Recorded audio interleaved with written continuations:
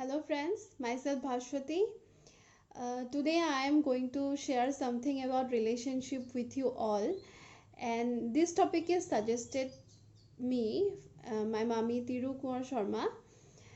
So on the basis of a request, I am going to discuss about relationship with you all in my this video, and yeah, also I am very happy to let you know that my friend Manas also joined with me in this video, so please watch this video, and if you please like, comment and share, and yeah, also please subscribe my YouTube channel, that is Let's Get Inspired by Bhashwati, and hit the bell icon for latest video. Hello friends, this is Manas. Well, this is my first video and I'm doing it with my friend Bhaswati. As we know, we are in an epidemic situation. So, just to bring a little positivity in the society, this is a small effort, and based on that, we are discussing a topic which is on relationship.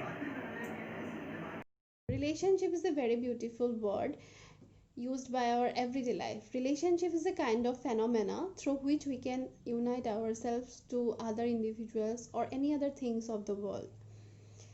Relationship actually can be of various types, like family relationship, friends relationship, or work relationship, marriage relationship, love relationship, etc. Actually, relationship is a kind of medicine for us to live in a society, because it is the central tendency of human beings that they cannot survive alone. So they have bound to make relationship with other people of the society or other objects of the surrounding. According to psychology, people want to make relationship with those with similar nature or physical attractiveness or proximity, etc.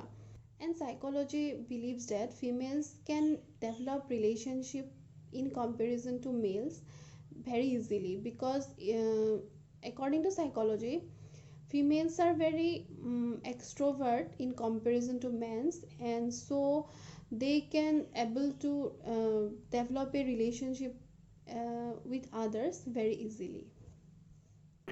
Well, the present definition of relationship has really been changed, and why we are saying it, as we came to know that majority of people nowadays in our society form relationship with only those people who can help them in the present time and also in the future. And it is one of the reason why people nowadays are often prone to depression, loneliness, anxiety, etc. problem, as because they don't have many close friends with whom can form good relationship. The present generation of us mostly utilize our time in the internet, and yeah, it is one of the best way through which we can communicate with the other people. It is also efficient, but while doing this, as we utilize most of our time in the social media, we used to forget how to communicate with the people in the face-to-face way, and it is one of the reasons why we can't able to understand nowadays people in a deaf manner. We can't able to understand what they really feel, and also we nowadays can't able to express ourselves in the front of others. The worst scenario is that some of the people, often after fulfilling their desires and motives, try to abandon the relationship in spite of after having a good relationship with them. And it is very unfair, as because when other people try to form a good relationship with those people, they usually try to neglect or don't want to help them. Human life is a very beautiful one.